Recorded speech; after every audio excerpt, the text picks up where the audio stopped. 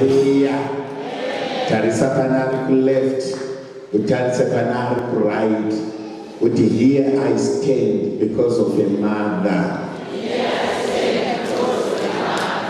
Hallelujah.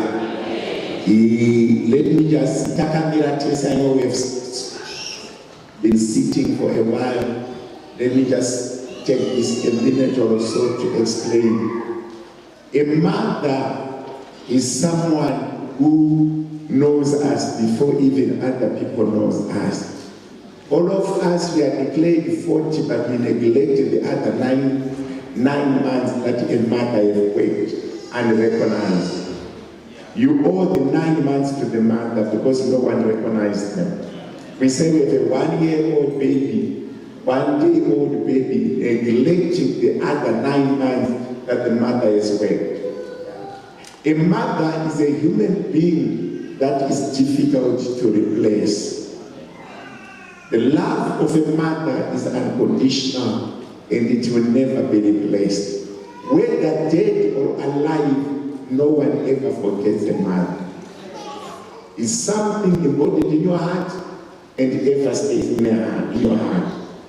To a few people, privilege has been given after they lose their biological mother. There are other people who are blessed to step up and become a mother. But it's not every woman that can replace a mother. It takes special women that are able to do so. The love of a mother is unconditional. It's not based on resources, attitude, or capability. But it's connected to the umbilical cord and the instruction of the body to give birth. The more we err, the more they love us. When we are in pain, they are in pain. The love of a mother is irreplaceable. To those that have them alive, treasure them. They are not always there. When they are there, treasure them. Adoption is a word written in the dictionary and in other texts, but it's never reality. The reality is a God-given mother that no one can ever question.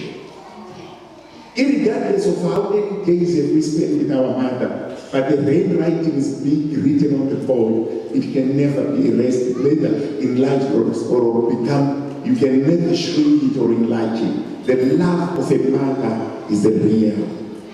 If there is anything real upon the face of the earth, the love of a mother is one true real thing that you can trust. It exists. There is no fiction in mother's love, whether dead or alive. Each one of us have a record and a history that can never be lost because we call it a mother. My encouragement to all of us here present and hearing my voice, let's try by all means to respect the love of a mother and a family. To some of us who have lost mothers, we have never replaced them. And we never. But a few that are fortunate, they can find people who stand up and stand in the gap of a mother. Those people are there, but they are not them. One secret of success is to listen to what your mother says. The word of a mother, they provide direction. To the teenagers and the youth that still have time to repair your life, if you only listen to the instruction of your mother, you will never go wrong. I know we undermine them, they are not educated as us, they are not exposed as us. But what they say, it has a meaning. When we do things like Mother's Day, we don't do it as an act. We do it as a time to reflect. Some mothers lost their lives trying to save people. Some mothers did what they were not supposed to do because they are a man. I can tell you this with the truth. I understood. I once said to someone, in another year, I think that was 1997, I was doing my form 2. in Zim. Never knows how hard it is to make fabric. My mother made about 50,000 fabrics in 1 year to raise fees for us. Some of us, when you see us walking, you may see achievement, but behind the achievement, there are silent people who made it possible. That price we cannot pay, neither can we extend it back. But it was all done because of a man. The sacrifice of a mother is important. Whether dead or alive, let's treasure our mothers and never take them for granted. Labor pain is never easy.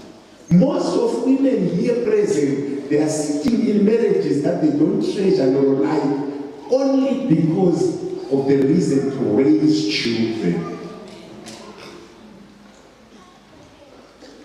The love of a mother can never be replaced. But not mama will love you. Let's mean it. Sometimes it's very difficult to appreciate something that we have in the hand. People who treasure and appreciate their mothers are people who are already left by their mothers. But those that have them, they see weaknesses, they see challenges, they see nagging. But I can tell you, the love of a mother is real. That's one reality that I've seen. Fathers, yes, they can love us, but you can see the level of responsibility is not same. They don't even know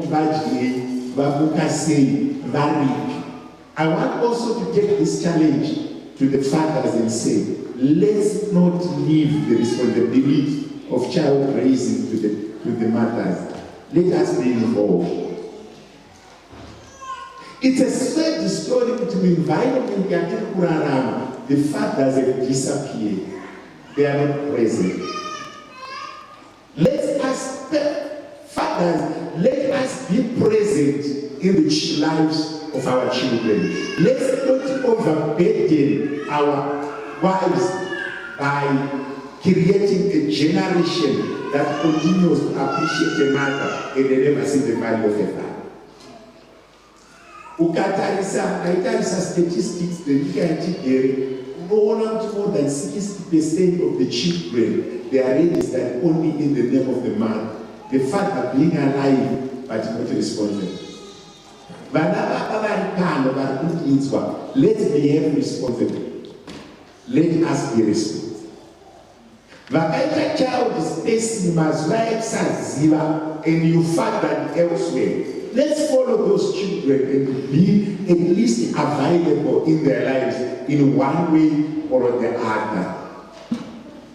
There's nothing that I treasure at individual level, not as a pastor, but to see them sleeping, eating, and waking up every day.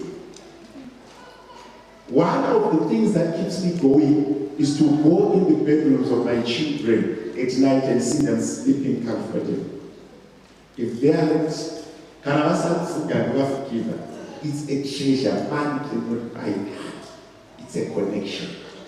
Let us continue. You can never treasure a mother out of context of children and family. I want to say to all mothers, Happy Mother's Day to you, all my daughters. Treasure being a mother. Love being a mother. Do it wholeheartedly as a mother. May God bless you for being a mother and continue to do so.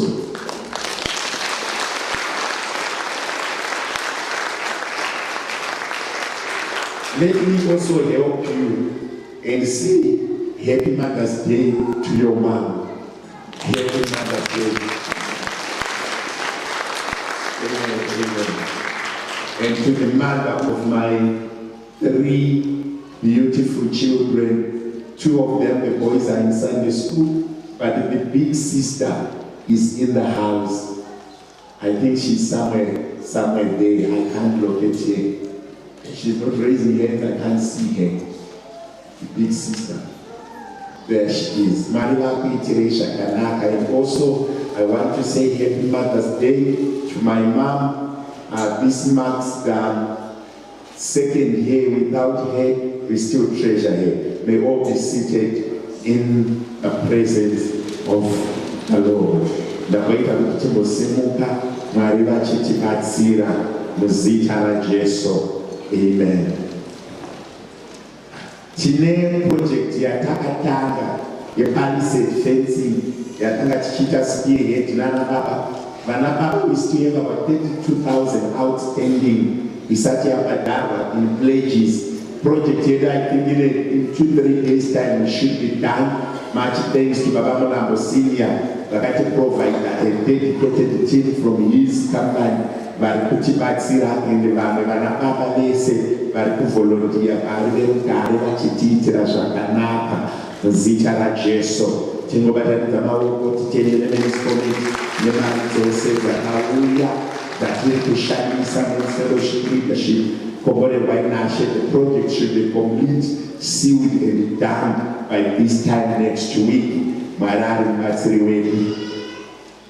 We are going out with the teenagers. I think they should be around 80 if they all turn up. And if you calculate 80 by 700, the cost 750, 700, the cost of taking them all out for a camp that we go on a Friday, we come back on a Sunday morning like any other group by church. By 80, we need about 60,000 rand to fund that. Asi hakuna mwana teenager asingaende kukempi nekuti vabereki havana capacity.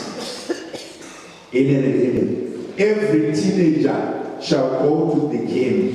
But for us to take 60,000 from our coffers, it may affect us. So we are appealing to the parents with the capacity to pay the money for their children. If you don't have capacity, the child will go to the camp. If you afford the half, let's give us half. And then it's for the investment of our children. Kana mchukwanza half tipei, kana mchukwanza yese tipei, kana musingakwanisi kunogotingira futimo yana. But I'm looking for sincerity and honesty from parents with capacity to fund the camp. Just give us your money and then you give us what you afford. Then we will fund it. Kutimana wese ayeme camp. My teenagers, are you ready, my people? Are you ready? Are you ready to challenge the youth? When we come back, there will be vibe in the church. Musaitira vanani nutsingere kuvatisati vaenecha kuenda kune vamwe naye toda kunova nenyika yakanaka nemateenagers.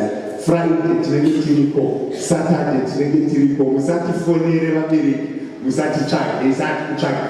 Tinenge tichifara tichitsvaga Mwari tiri kukeni. Vaberugari vachitiitira zvakadini zvakanaka muzita raJesu.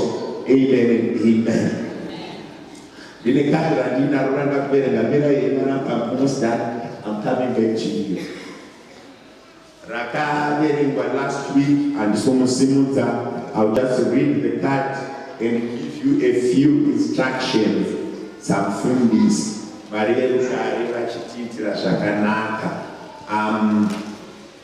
As AFM Good Report, we are cordially invited to the last daughter of Mr. and Mrs. Bojo of St. James Chivamba High School. I understand both of your biological parents love us, they are late. All of your parents are already late. They went already to be with the Lord. And she is being joined in holy matrimony to Munyara Tisitotombe. Amusiwa 1 June. Zvatinoita isusu sechechi tinotakura nerera with a special passion. We carry the burden of the orphans with special attention. Because ukatarisa kuroorwa kwenherera nekutsvaga kwenherera kune nyaya izvozvi tinenge takapfeka mabhachi takanyarara kumashure mune kuchitokandwa matombo. Nyika ine tsika yekuitira utsinye vane vabereki vakaenda kare. Saka ndinoda kuti next week Sunday Loveness arikuroorwa namufundisi Stotombe the husband is just starting ministry now in the AFM of Zimbabwe. Ndopaanoshumira ari the husband. Saka ndinoda kuti next week zvipo zvemuchato uyu paari kunochata ari kubva kunogara ikoko haasi kunodzoka. But she has been a daughter to us for a quite a long time. Madzimai ndoziva kuti mune zvamunoita vana masuku, youth mune zvamunoita. Saka pane zvatiri kuita munouya nazvo sandi iri mari because hatisi kuda kuti azokapura firiji kuenda nayo. Hatitozivi kuti imba yacho anenge akagara anenge yakaita sei, zvinhu zvakamira sei. Saka unopai mari ozonotenga zvipo zvake zvinoenderana nemamiriro akaita paari kuenda. Handiti kati. Saka musi weSunday next week ndichadaidzira zvipo zvemwana wangu tobva tabatanidza tomusvitsa tichipedza tobva tamuropafadza anenge akugadzirira kuenda kupi kumusha kuti achinopedzisa humwe urongwa ari paground.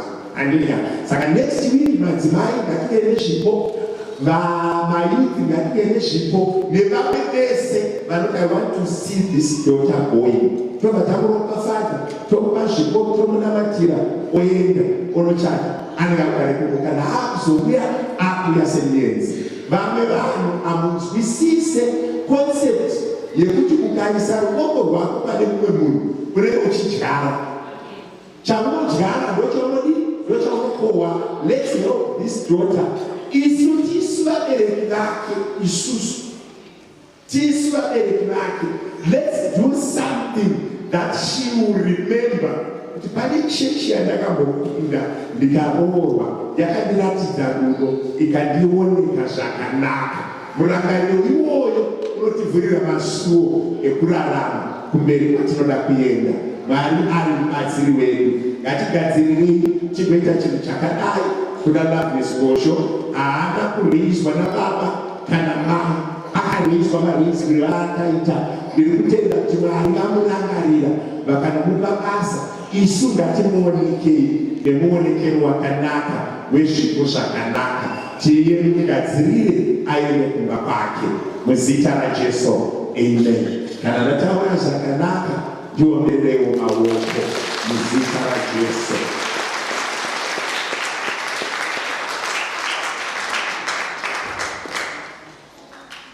Ndiri kukukurudzirai sana baba nanamai kuti let's pray kudzimba. Ndichitanga kuita mufundisi. Alright, regai ndiverengese vana vaBhaibheri akamiraika.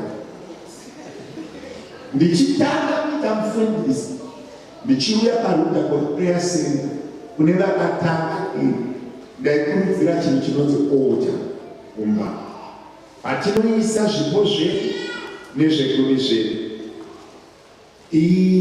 Ukabvisa chegumi, ukabvisa chipo chavabvisa kuchechi, wana paunochiisa panova a focal point yekusvikira paMwari mumamenyu. Mataipi edu nezvegumi zvedu zvakafanana nemacertificates edu ekuyunivhesiti. Wakagraduata, pfungwa dzacho dzakapinda mumusoro, asi certificate racho haurasi. Manadira, dzidzo yaunotora inopinda mumusoro, but certificate mucherechedzo wekuti dzidzo yakapinda. Handizvo never receipts echegumi mucherechedzo wekuti yakaenda kuna Jesu. Handei tinochengetedza chinhu chinoti altar. Wanai nguva yekunamata besides Sunday. Have a routine of prayer as a family or as an individual. Mwari vachitibatsira.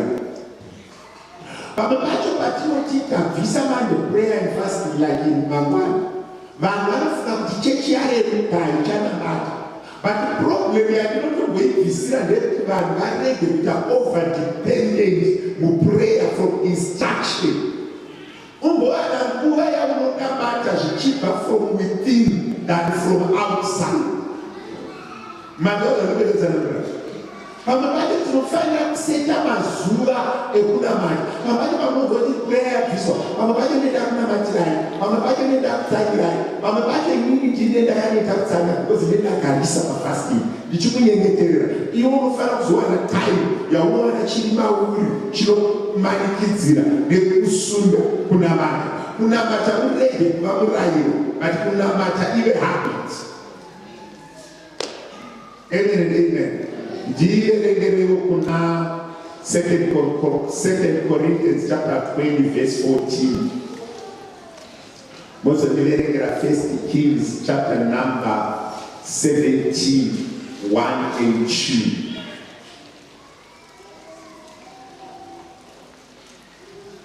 Tichaverenga kuna 2 Korinike 20 verse 14.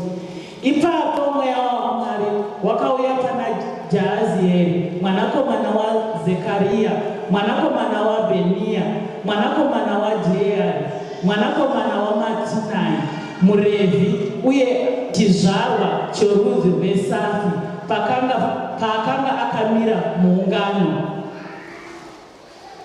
In the end,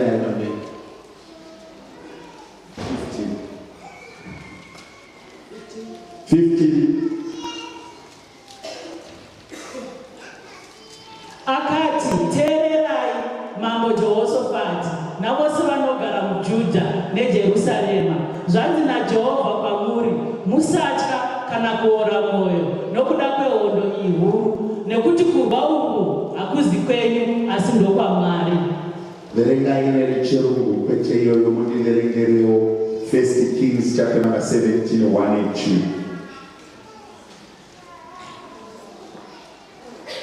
Vechishona machigadzirira 1 Samuel chapter 1 verse 18. And Elijah the Tishbite of the inhabitants of Gilead says to Ahab, as the Lord God of Israel lives, before whom I stand, there shall not be dew nor rain these years, except at my word. 1 Samuel 1:18. Ipapo shoko raJehovha rakasvika kuna Eria richiti. 1 Samuel chapter 1 verse 18. Oh. 18, not 18.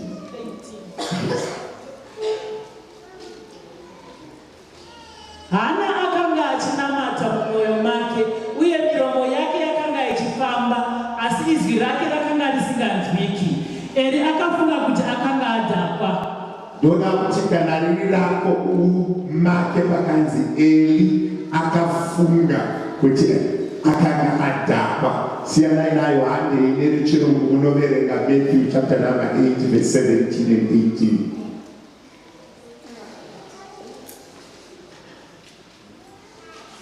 Matthew chapter number 17 verse 1, chapter number 8, chapter number 8, 17 to 18. That it might be fulfilled which was spoken by Isaiah the prophet, saying, He himself took our infirmities and bore our sicknesses. 1 Samuel 9 verse 6.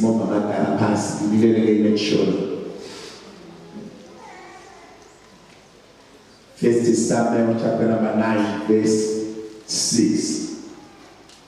Asi muranda akapindura achiti, tarirai muguta rino muno munhu waMwari, anoremekedzwa zvikuru, uye zvinhu zvose zvaanotaura zvinoitika. Handeiko iye zvino zvichida achatiudza nzira yokuenda nayo. Mwari varopafadze evhangeri nevaverengi veevhangeri. Siya iyoyo yakadaro, musaibvise, ndichazokuudzai dzekubvisa. Mangwana anotuka kutaura ndine hama dzandichada kunamatira kana ndapedza.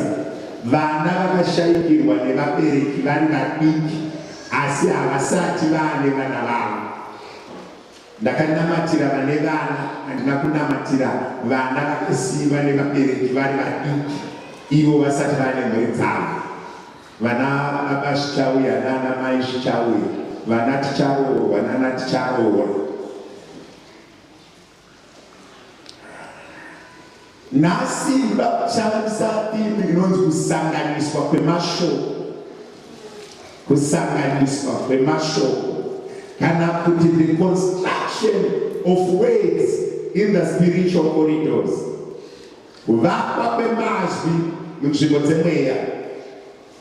Shoko raMwari rinonzi munondo unoseparata mapfupa nemwongo.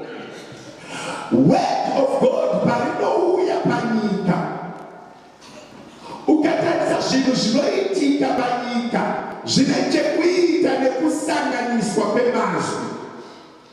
Mazwi akakosha in the spiritual world. Words are important in the spiritual world. And kana mazwi aya akosha anosangana nechinhu chinonzi blessing in men of God.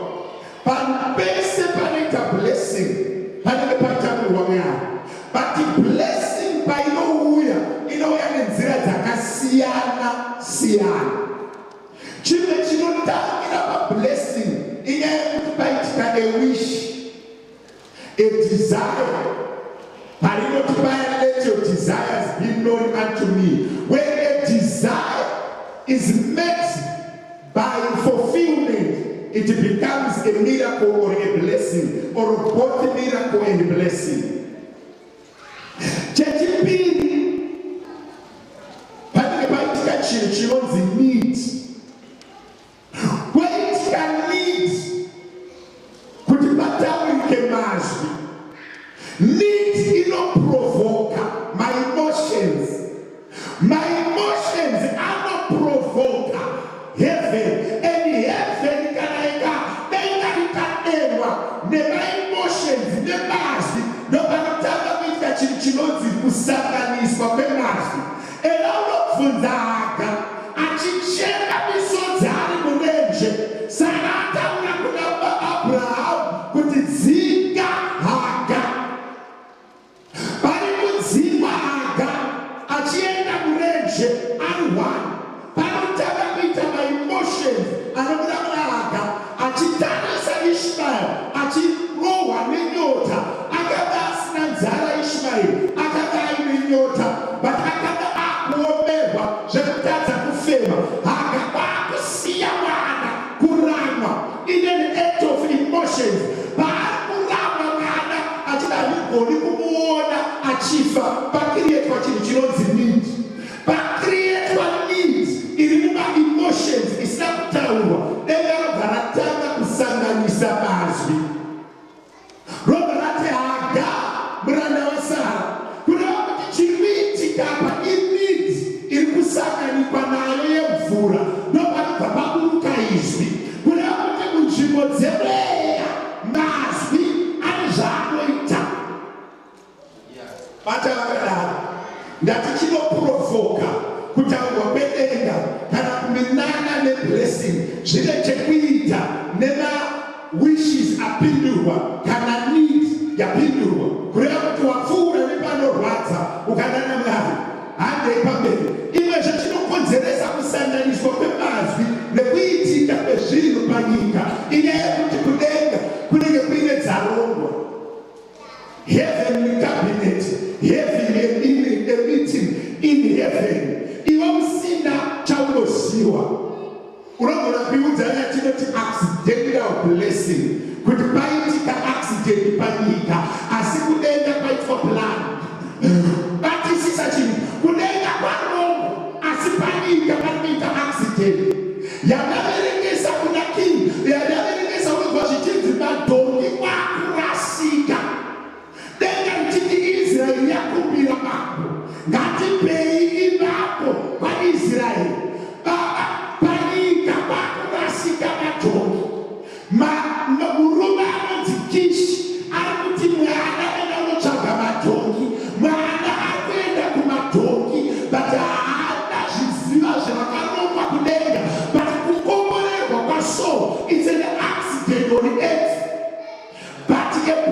division in heaven.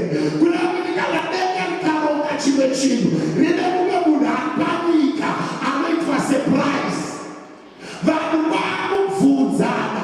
Maona here mwanakomana waKishi achiprofita. Ari pakati pevaprofita. Vaikudenga kune plan. Panika pabitika accidents. Zvikanzi asi muranda akapindura achiti tarira muguta rino rine munhu waMwari. Iwe pane dzimwe nyaya dzekuti kana dzanetsa munhu waMwari anosanganisa mawedzi. Pane paiwe kunozwa Bhaibheri shoko raMwari rinotaura zvakanaka rikati Jesu vakaona mwoyo wavo ukarwadziwa vakataura vanhu vaMwari vane tsika yekusanganisa mawedzi. And then I panyika chino reveal to the people, to his servants. Yakini kufanga nayo timu egore rino ndisire verse 16. And akuverengesa ngechokorore. Mara achititira zvakanaka. 2 Chronicles chapter number 20 verse 14. Ikale pa screen yokurumidza. Uone zviretika. Jehoshaphat anoona hondo dzichirwiwa verse 14. Jehoshaphat anoona hondo dzakamira mugomo. Obva ati kuvanhu, haidei tinonamata nekuti vanhu vakuda kurwa nesu vakane simba kutidarika. NdiJehoshaphat sababa paakataura mazwi vachienda kutemberi vakirieta nidi iri perpetuated nefear yekutya kufa. Pavari kutya kufa kudenga kwasvika mazwi Mwari kwakuburuka pamurume pamwanakomana waBhenaya. Mwanakomana waBhenaya akuranganirwa wayo iye haana zvekureva. Ati kune mune matombo munhu aenda kudenga. Samueri haana zvekureva, haana kudaidza so, but pane matombo akasika. Ndiri kuti unozere mamwe maaccident anoitika panyika. Unogona kufunga kuti ndarasika kana ndarasikirwa, but kudenga yakarongwa. Panyika hamusati vazarurirwa, but kudenga yakadini yakarongwa. Inorongwa kudenga yotanga kukonzeresa panyika kuti vaMoabhu vakuwanda nevana vaSeiri vakuwanda. Kudarika rudzi rwakakomberedzwa rwakatenderwa kukura denga pakuti Gabha naIsraeri ndibvo varova. Inoita senge accident muupenyu hwako, but denga rine yakaronga. Mwari Gabha kutendera kupinda pane yakarongwa nedenga kwete yakarongwa nevanhu. Uda kumba udzoke masangana neyakarongwa kudenga. Zvingoti Mwari pandiri kubuda mumba svondo rino ndoda kudzoka ndichisangana neyakarongwa kudenga. So vanotsvaga matongi vati denga rakamugadzirira chiremba chekukudzwa. Pamwe pacho unozero unogona kufambisirwa nyaya ukashamisika. Rega ndidzokere pamunhu unozero ndine vamwe vanhu vari munhu vakarohwa vachifotaita accident. Karohwa nemukomana nanisitani nyambisirwa una kuogona wausitani. Iyaya yedenga rakupushira ikoko, rakufemera ikoko, rakurasira ikoko. Munzvimbo dzemweya munosanganiswa mazwi. Munzvimbo dzemweya pane blessing inoyaizira accident. Haupi saka chekuti kana unoti so haana kumbonzwisisa chichikuitika. Hande tinobvunza matongi achisvika achiona chinhu chinofuta chakabvura. Kune vanhu vakawanda vati vaona mazuva ano. Kune vanhu vakawanda vati kuremekedza mazuva ano, but haana chaakaita kusaka kuti denda rezvararonga. Iye unopinda mupipeline yedenga, unopinda mupipeline yenyasha, unopinda mupipeline yedzakarongwa kumusoro. Munzvimbo dzemweya munoshandiswa mazwi. Unogara zvaBhaibheri shoko raMwari kubva rataura kuna Sesamini. Robva rati kuna Elisha the Tishbite anoenda pamberi paAhabhu oti mama, kubudikidza naMwari wandinosevha pandakamira paAhabhu mvura haichanaya. Unoziva kuti kana uine backing of the Spirit of the Lord, you can use words to build mansion, you can use words to destroy, you can use words to protect, you can use words. Do you know to all the prophets have caused things without even going to war? Oh, the Moses aikunda hondo, but shoko raMwari rinotsanangura zvakanaka kuti iye Moses pachezvake pahondo dzese dzakabiwa murenje haana waakakanira musere yaMozisi yaberekuti vakomana 100 vakomana vatai munhu vakomana ngatisimukei vakomana ngatimbozororai pano munzvimbo dzemweya munoshandiswa mazvo. Elijah haana kuita cloud seeding kana kutema miti kana kurambidza makomo, anongoti nhasi zvinoitika hazvichaitika, mvura ngairambidza. Kune munhu anoda kunzwisise kuti mangwanani anotogona kusanganisa mazvo, kwete kare nhasi togona kugadzira destiny yomwe munhu, nhasi togona kurivhesa zvakaitika pamusoro pemunhu tichishandisa mazvi. Word of God is sharper than any other double-edged sword. Nhasi togona kurivhesa mamwe mazvi tichishandisa izvo. Bhaibheri shoko raMwari rinogara rinakidza rinoti panoitika zvinhu panyika unonoti imwe yacho it's an accident, imwe yacho it's acho ma-default settings. Do you know what is a default setting? I'm now communicating with the teenagers. Default settings, those are the original settings of a product or of a computer that are designed by manufacturer. Kune vamwe vanhu vanobudirira panyika nekuda kwema-default settings. Bhaibheri rogaranyora richiti ndakakuziva uchiri mudumbu ramai vako. Kureva kuti zviri kuitika izvi zvauri kutya izvi uchiti hauchadi kuita muprofita, haisi nyaya yekuti unoda kana haudi, yakatogadzirwa usati wauya panyika. Panyika yevapenyu kune vanhu vanorarama nema-default settings. Chakaberekwa chakaropafadzwa, chakaberekwa chiine nyasha, rufu kana muzvirwere hachigoni kumira pamberi pemunhu akagadzirwa nema-default settings. Chinouya panyika chakaropafadzwa kuti uya anobudirira, hazvina basa paita hondo, hazvina basa paita vanopfuura, hazvina basa paita chinhu, chakagara chakadaro. Bhaibheri shoko raMwari rinoti Josefa kwaakuberekwa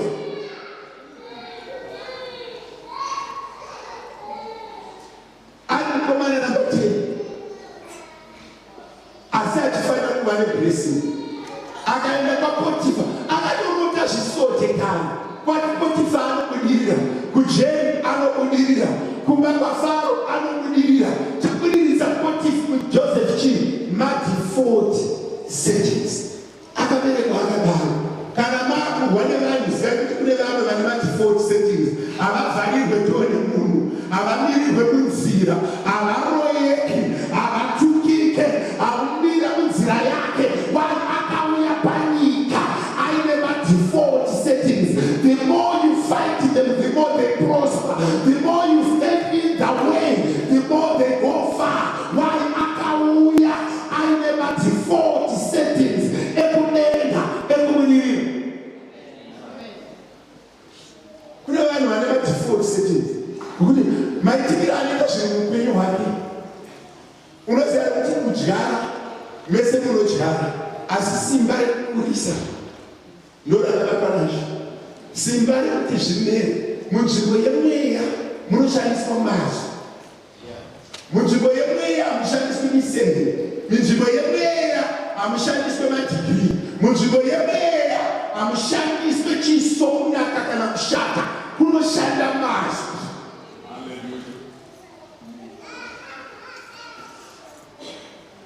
Kune mamwe ma-default settings ndomamwe anokonzeresa kuitika zvinhu panyika. Bhaibheri shoko raMwari rine vamwe vanoti Samsoni akatongoberekwa ari munazirika, haana kutendeuka. Panosanganidzwana naye mukadzi waManoa anobva angoudzwa ruzivo ruchabereka munaziri. Saka simba raSamsoni raarisire kujimu, simba raSamsoni rakarisire simbi, simba raSamsoni rakarisire venyu vanojima kuti 12 mazai makuseni nerofure chingwa nemagaba 5 ebhizi. Muviri vaSamsoni vakauya vaine va-default settings yekubatana kava achitapidza, ekubatanina nevanhu. Ivo ukaona zvigurwe chainonotiza kuti Samsoni aibatana kava achiabatidza moto achinopisa mivirinda yevafirizi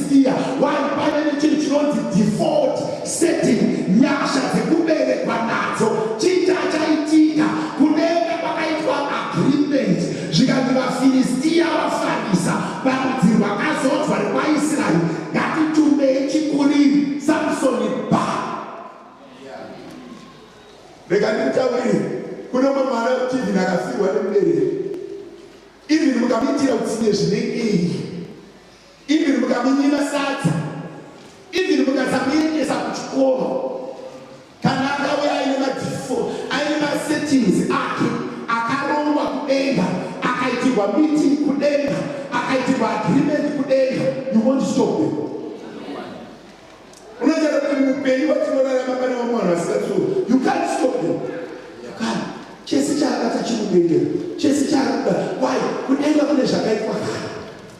Murunaere, kudenga kune zvakaitwa chii? Mutarisa munhu akatizinga uzokuti kudenga kune nyaya dzinorongwa kudenga. Kune Bible shoko romanovhurana. Kuzoita mama anouya ari maheavenly assignment. The word of God is like fire. Shut up in my bones. I can't keep quiet. It's an assignment. Vana mai mukanzwisisa kuti panyika panoshanda chinhu chinonzi blessing, pozoshanda chinhu chinonzi man of God. The devil is trying by all means kurerutsa munhu anonzi munhu waMwari. Zvaikoda Elijah kutaura kuti mafuta neufu izvi hazvichaperi. Hapana kuiswa manufacturing company.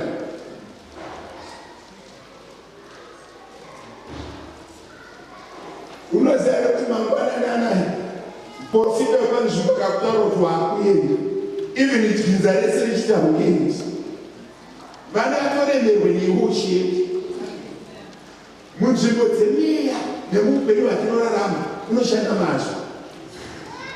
Kutaridza munhu akatuzirewo kuti pane zvinoitika mumhepo. Ma-accidental blessings. Kune mamwe anonzi ma-accidental blessings. Kuti unongoropafadza usikazivi.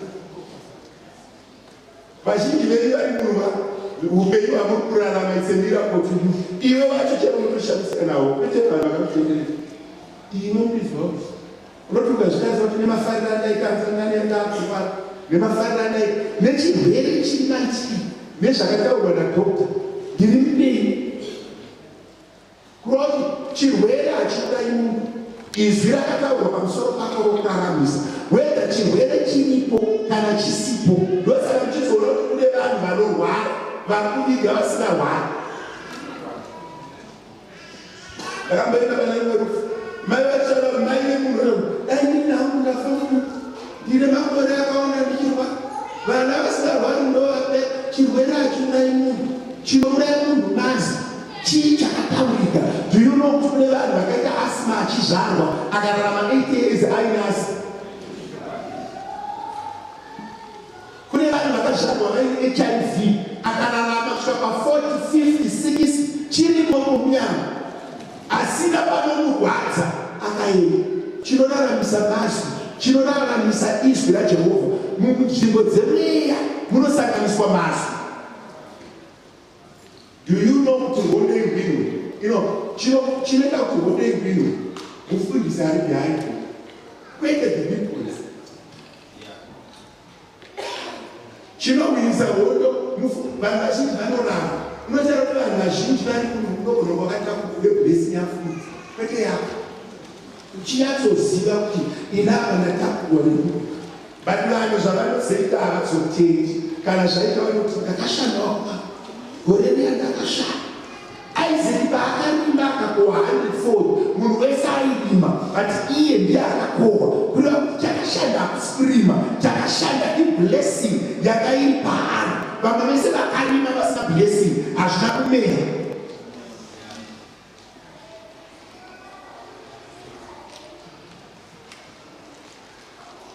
Chauraisa vaMoabhu imhando yavauya kufundiswawo. Kuzvisara munhu akatobata akapafundiswa yakaenda kusvika shamari ichocho ndochokwadi chiri panyika yevapenyu. You go as far as the anointing upon your pastor. Unogona kuramba ravati vanhu vaya vatanga kuzvikudza but rega ndikuburire pachena maprinciples aMwari haachinji. If haachinji kune kuti paita tsano vane nharo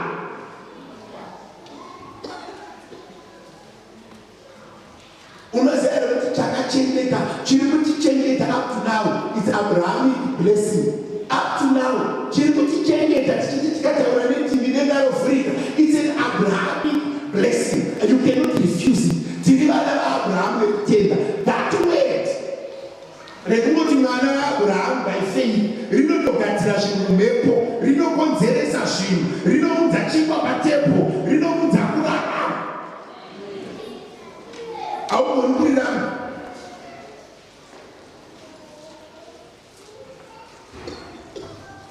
Kune vanhu vekuti many people have wishes. There's no one who wishes themselves negative. Everyone wishes themselves good. Everyone is granting. They want to be good, they want to be nice. But chinozoita kuti mamwe mawishes asabatike nezvimwe zvinoshuvirwa zvisabatike inyaya yemhepo yekuzviita. Ataura izvi upon that wish ndiani, ataura izvi upon that desire ndiani. Hanzi unoti nyaya yahana haina pakutangira pakuti akadadirwa naPenina. Nyaya yahana inozonyorwa mubhaibheri pakatanga kufunga kuti akadhakwa. Nyaya yahana inozova relevant to you. Eli aona kuti hana akadhakwa. Iwe dai hana akagara mutemberi 4 days achinamatira mumwoyo, Eli asina kupfuura nepo, nanhasi dai tisina kunzwa nezvahana. Kune vakatopinda mutemberi vakawanda vakanamata vakatsanya vakazvambarara paota, Eli akasavatangisa. But zuva rinoti Eli pa oti koiva vakadhakwa kusvika pakadai zvikanzi ndiri mukadzi ane shungu. Mazvi akusanganiswa manje, assumption of drunkenness and pain on the heart, nekurotoroka kwemuranda waMwari. Shoko raMwari haritiudzi kuti Eli aizviziva kuti akugadzira replacement. Did you know that? Chakaprofitwa naEli ndo chakamudzingisa iye nevana vake.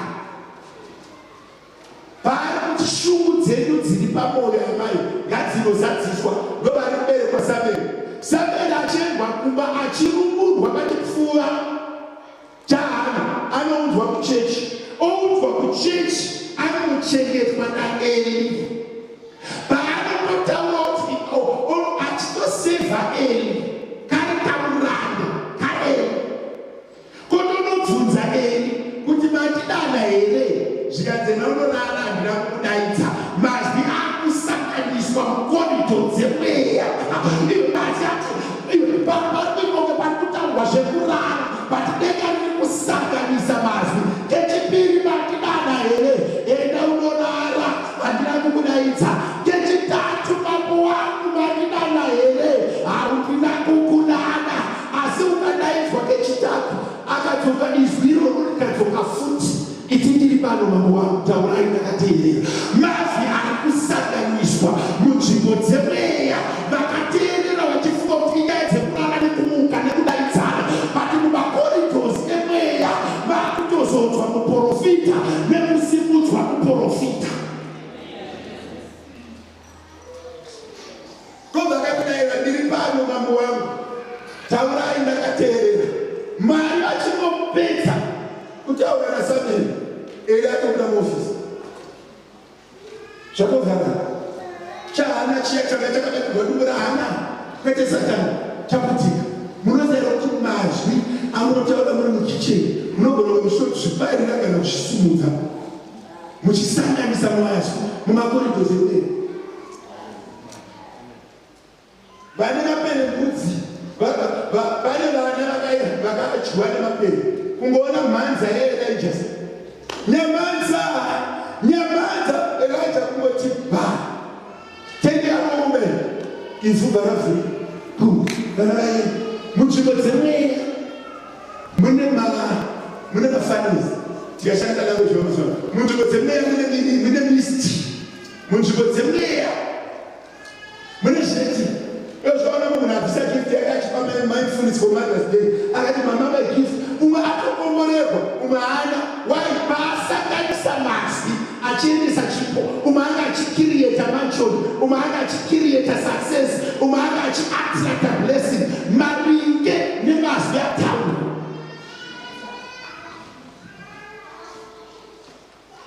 Kungosvema iwe mukomana anonzi so anoratsa matongo oenda kwaSameri oti tauya kunotsvaga matongo.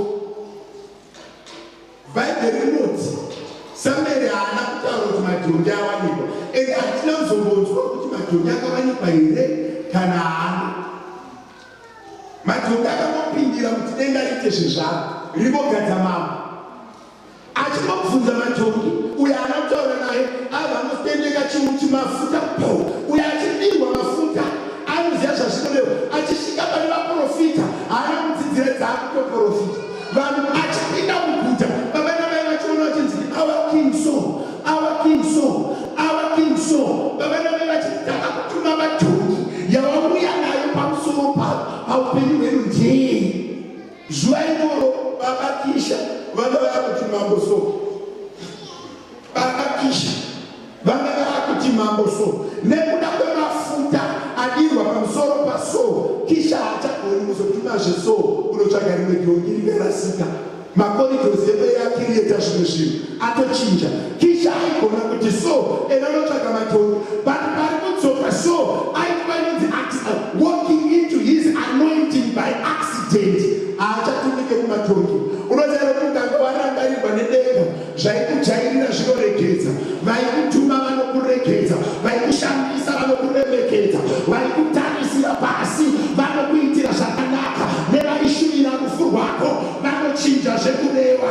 Une rimwe zuva raunoti Mwari ndisakanisei neaccident yepanika, asi kudenga yakarongwa.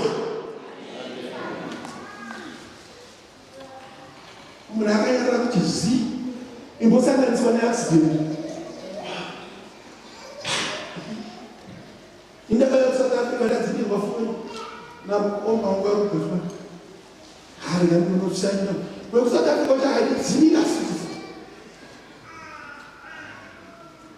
Kunawoyo unofundiswa kuti kana ndakusimuka ndosimudzwa nevanhu, kana ndakusimudzwa ndicharongerwa. Ndobva ndati uyai pano pfekai gauni rakanaka mubva matofamba zvakanaka. Vamwe venyu unopinda mumunana une misodzi, vamwe venyu unobereka denga une misodzi. Hana aichema misodzi haana kuzota kubereka denga, hana aichema misodzi haana kuzota kubereka munhu achaberekedzwa nenyika yese. Pane vamwe vanochema misodzi wofunga kuti nyaya yangu maitadza here Mwari. Mwari haana kuitadza. Pane dziri kurongwa kudenga nemushangwa dzausati wabva nefu yekunzwisisa, dzimwe dzakunonzinzwisisa wakudzo.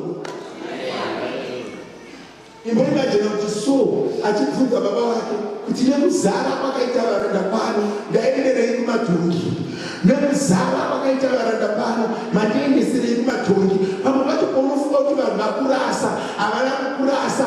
Imbofunga murume anonzi Josefu akatarisana nevadzikoma vana vababa vake vaaidya navo vachimutengesa. Aifunga kuti araswa, but hakuna chinenge chakaropafadzwa chinorasika. Vari kurwa nevavasi kurwa newe, vari kukuendesa kwaunofanira kuenda, vari kutaura zvakaipa pamusoro pako. Rega kudetsana navo, chengetedza chiprofita chakataurwa pamusoro pako. Vakarota zvisote, chirega kudetseka nechisote chocho. Imboimagina munhu wakarota achikufugamira akukudyira achitokudonana uchinatsoziva. Unoziva unogona kutanga kufunga kuti hope hadzishandi. Zvinhu zvakatakagona baba kuti ndichazoita muzvaramba. Pamwe pacho muri kukurumidza kuita gifting, muri kukurumidza kupfuma, muri kukurumidza kutendera Satani. Tenda izvi rakataurwa pamusoro pako, rega kutenda evanhu.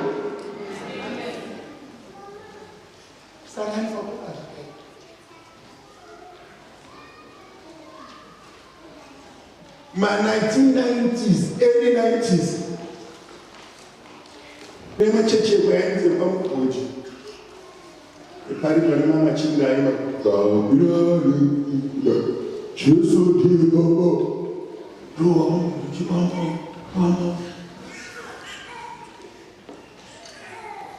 kuchiporofi umwe zuva vanarota dzimwe hope vandaudza pawamuka narota zvanzi munhu atinozotarisa bhufu yavakapfeka, wotarisa kwavakavaka, wotarisa kutizwa kwakuita nemabhebhi.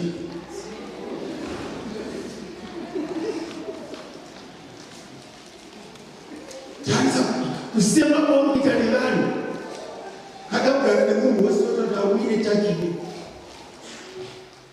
Atinoziva kuti vanhu vese vane kwavari kuenda. Izwi rakataurwa musoro mako, rakataurwa paupenyu pako harifi. Zvimwe zvese zvinofa. but chiprofita chinenge chataurwa pamusoro pako hachifi, chinogona kutadza kuzadziswa pamwaka wawakatarisira, but pamwaka waMwari unogona kusangana kufundiswa kwakugodwa hako 2 years back hauna murume, 3 years back hauna murume, 4 years back hauna murume, 5 years haichari murume. Ndakutenga dzimba dzangu ndakugadzira stem yangu pandanditala ndapanapa zvivari mumanjai rumwe musoro wobati wavanzii ndokuroora mangwana usikazivi kuti haisi nyaya yerudo iyi, inyaya yechiprofita. Munororwa musikadi, munororwa kwete nekuti munoda mafilings anokuwana ivavo mumba.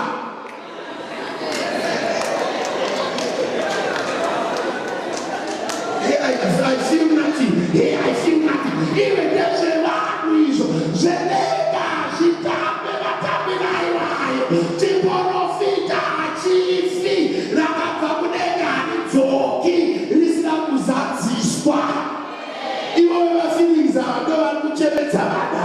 Iwo weba feelings are no one to Roabana. I have seen our feelings, Rebecca, but was not to chat, Tapita.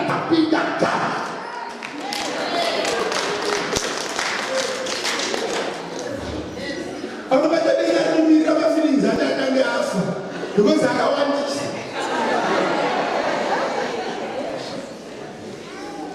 Romira mazama atanze kuyamisa. Ashara rozotangaro chigorino wenu. Muchabe bare nemani. Saka kutoseka. Iwe sikasashamisa vanhu havazimani. Kana zvikavanomba havazimani. Vanhu vanetsika yekuita zvisiri nomba. Nekuti ivo havazinomba. Nekuti chiwedzi noti nomba.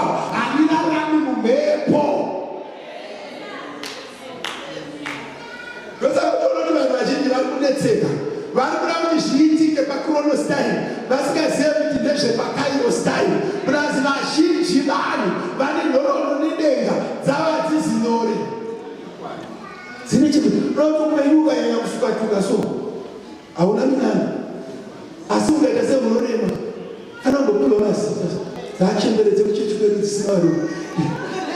Zuva raungororwa inooneka kuti makadiana inooneka usingangororwa chete une kugara mumba ane kuroorwa zvitu zvakasiyana. Ingotenda denga ugare mumba kwete ngororwa zvikuroorwa zvikuita vana pasina zvinobatika nevana vacho pasina chinobatika.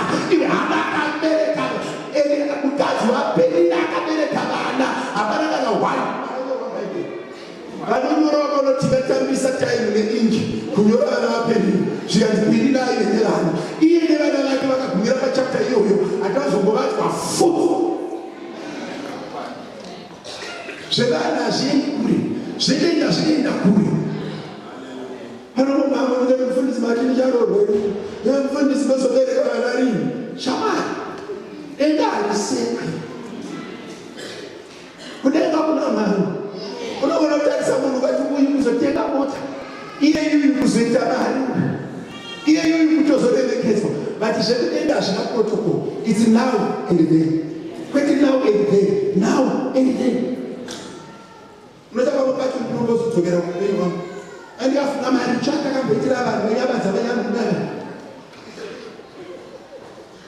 vanozororwa mukati zvirwera zvakuchinga vanhu vaitidadira nedzi apana munhu unogonogofuka kuti kamupabva chirangu masi dzake isapana avo vakamboshandira achikwanza kana pakutenga mari regai kunyanya kutya kudai, regai kunyanya kutya kuwanzirwa, regai kunyanya kukoshesa mazwi evanhu, koshesa chiprofita munzvimbo dzemweya tinosanganisa mazwi.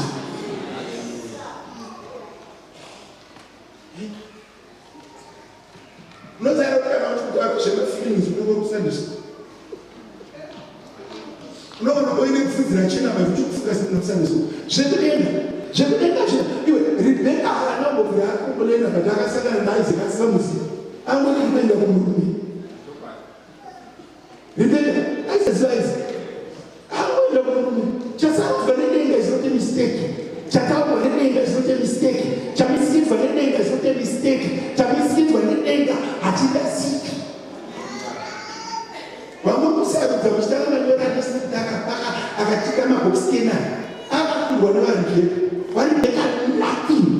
Mopati kazuya kudzinomuoko zvakona. Nevari kachava munenyuka mune vamwe murufuwo kutafuna mafungane kushanda. Ngatigadzirise mazwi kushanda chako chako unogona kushanda kushandisa. Do you know people who work very hard, some of them? Dai kushanda vaibhadhara vanhu vakaita mari. Vanhu vamukati kushanda ugoshanda ugoshanda. Vamwe vaukowakuda kushandira vacho. Kushanda unoda vanhu vakushandira vacho havadi. Turombosanganisa mazwi seveselasi. Nakanichisitia your faith. I was pushing your faith. Kuti timbosanganisa mazwi.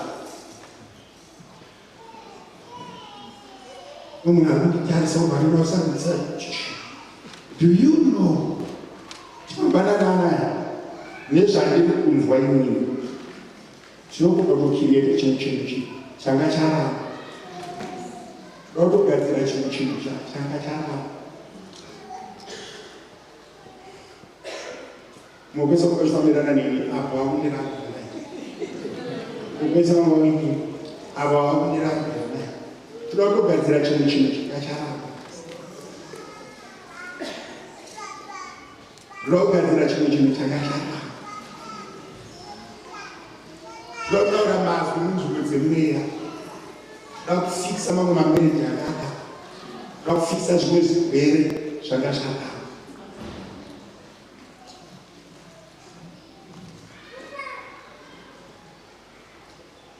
Mandiri ndiri kunzwa kuti nekuona kuti munzvimbo dzemweya kune vanhu vakagadzirirwa monitoring spirits that we need to separate them. You are monitored in the spirit, and the way you live is not the way that is supposed to be.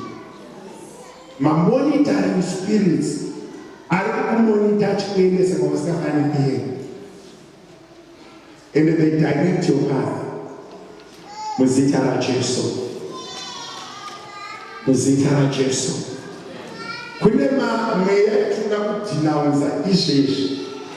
Monitoring spirits that we want to separate. Munhu wese ari monitored by a spirit. Pavakagara ipapo pane zvinofanira kutanga kuitika. I'm sending a lot of discomfort on your seat. Vandikuti one. Monitoring spirit mweya yekurambidza kuti usvike paunofanira kusvika. Pane zvirikuitwa mabhenji, but vanhu havadi kuva sensitive to the spirit kana vamwe vakagara pasi. Asi ndine hama dzandiri kuzidwa izvezvi dzakanyatsa kuremerwa. Pane monitoring spirits that I am disconnecting with you. Pane zvaunofanira kunzwa vakagara ipapo. Mweya washo masikati ano, mweya yakachengeta vana, nemweya iri kurambidza vana kubva pavari. Baba vangu ndirangarirei sekurangarira kwenyu semuranda wenyu. Kereke ngaizare moto, mweya isina kufanira pavanhu. There is this power that is in the house. Tendera mweya mutsvene kuita zvavari kumanikidza kuita.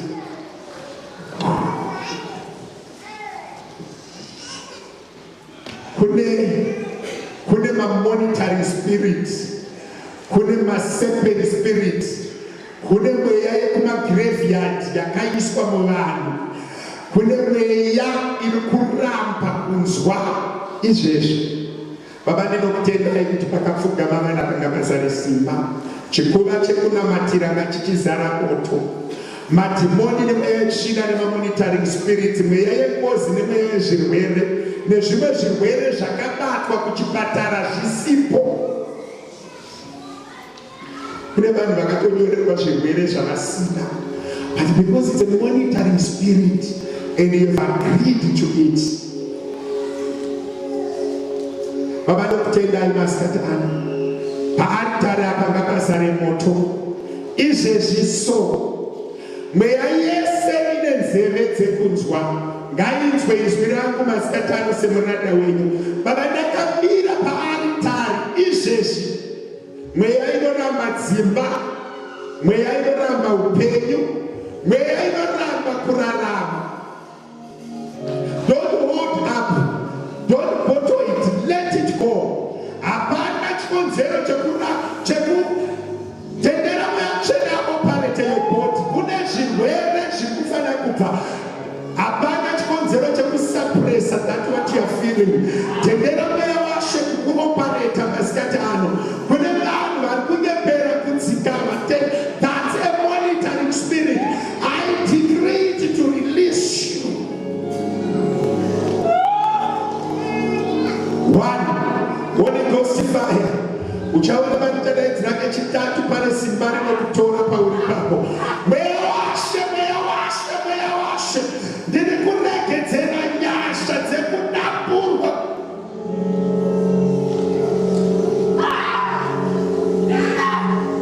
Mweya yese yakabata dzimba, mweya yakabata mufaro, zvirwere zvisipo, Baba, nezita raJesu, nezviripo. Kune vanhu vakabatirwa upenyu chaiwo vari pano vakadzika zvokunyatsonoti handawani kuenda ende mauri muri kuzara moto. Don't quench that fire. Kune vanhu vakabatirwa upenyu izvezviso nezita raJesu. Baba, ndiri kuregedza mhepo inopisa paaritari, mweya washe nezita raJesu. Ndinotaura izvi pamusoro pevana vevanhu nezita raJesu. I decree fire. Moto, moto, moto, moto, moto, moto, moto. Mweya yese yechuzu iri muvanhu ngaitange kurega. Mweya yeurombe ngairege. Mweya yebarrenness ngairege. Mweya yezvibambo ngairege.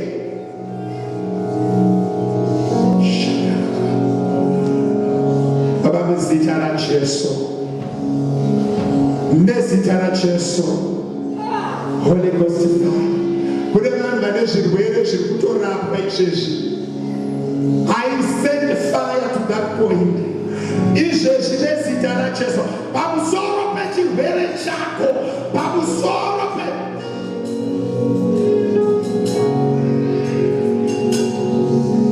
Baba, muzita raJesu, Holy Ghost fire.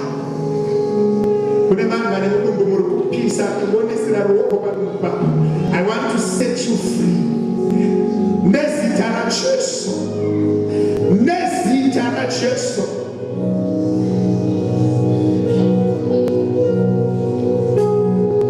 Kune vanhu vari kutosanganisa mazvizvi izvezvi. Baba, muzita raJesu, Holy Ghost fire. Thank you.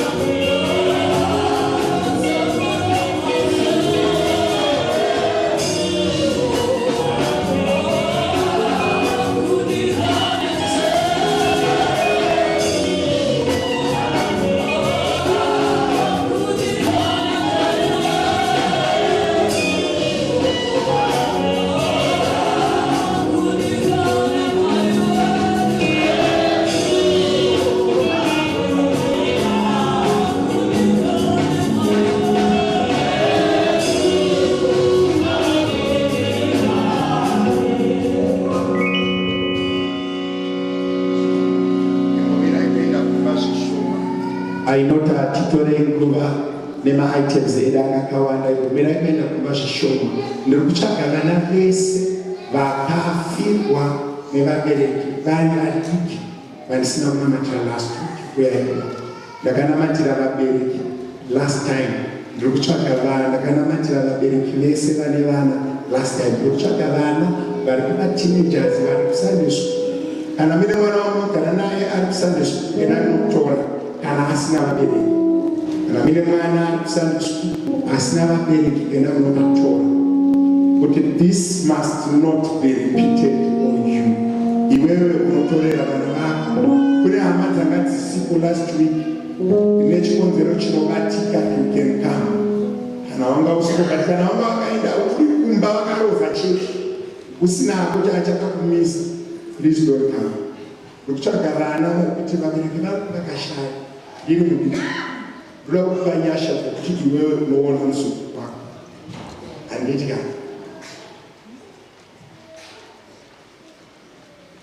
ndoda kuita a special appointment nevanhu vasina vana, nevanhu vasina kubvira amboita mwana kana kuorwa wapfuura 35. Can we meet? I want to release you this year. Ndirege kunetsana newe. Ndine vana vangodzingirira pamastages. But avanhu vakafirwa nevana nevabereki ndini ari iwewe. We just want to stop the presence.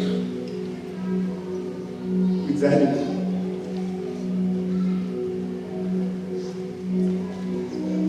How was it again? Then you try at the time.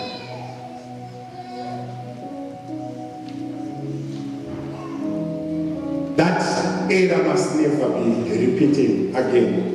Hakuna accident inokuurai, hakuna chirwere chinokuurai. Problem is that it's a generational case. Ndokuti unoona kuti mbuya wako vakadaro, sekuru wako vakadaro, iwewe unotoita vanhu. Even pakaita chirwere chinoremekedza izwi ratiri kutaura nhasi. Even ukaita outbreak inoremekedza this sport. Pane munhu wakati remain managers amwantu hakuna iwewe kana mai vakaenda iwewe hauendi iwe hauendi kana baba vakaenda iwewe hauendi. Munhu anofunga kuti tiri kutamba tiri kutosanganisa mazwi. The construction of the spiritual world tinotaura pabota pana hauendi iwewe hauendi. Ende hakuna era yepanyika yekuti unouya ukadzokera usina mwana. Wamweni hamuna vana vari kuchikoro ndikasaita mwana unotadza nei? Hakuna era yakadaro unoita mwana.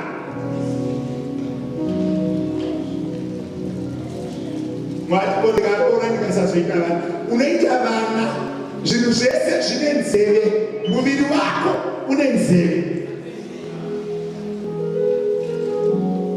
Ndakamirira pandokutaura kuti kune vana vanhu vane vana vavari kuchengeta kusunday school vamauya navo kuti makamutora mai vake vaenda kunovanashe kana baba vake vaenda kunovanashe. I want them.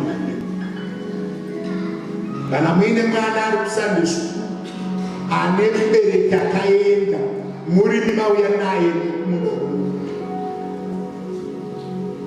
imi muri kuno kana zvavhunetsesesa 70 but 80 munotipiwa naJesu kwete nevana.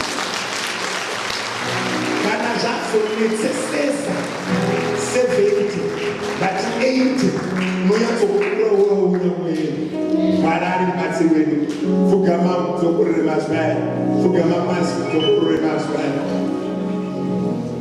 Taura neni kuti muzita raJesu ndinogamuchira nhasi izwi renyu Mwari rekuti ndinorarama kusvika pa70 ndikagona zvakanaka ndinosvika pa80 mweya yenzvimbo, mweya yemadzinza, mweya yerufu, zvindinzwei sekureva kwaita muranda wenyu Mwari. I shall live. From today, every oracle of death should hear me now, that I'm free from it. In Jesus' name, amen. Even if I get accident, during bus, I will feel. Even if I get there, I will.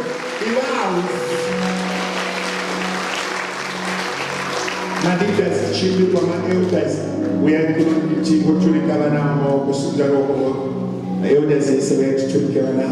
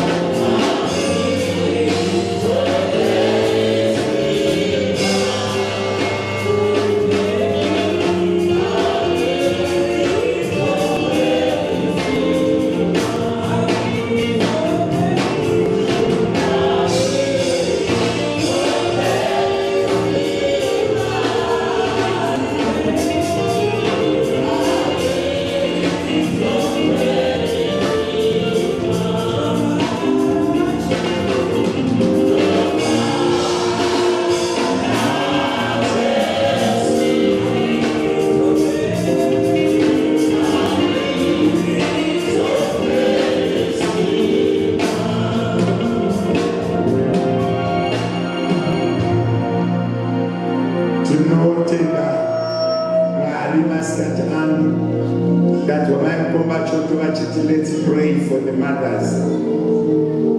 In 1 minute, let's just raise our voice and just say, God, we thank you for our mothers.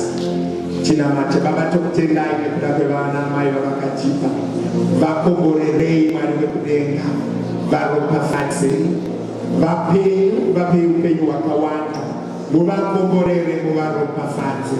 Vakauya kwamuri Mwari, vachengeterei panzvimbo yakanaka, kuti zuva pekurira kwevamanda nekuchererwa Mwari netinosangana navo pakumuka kwavo kuvakafa.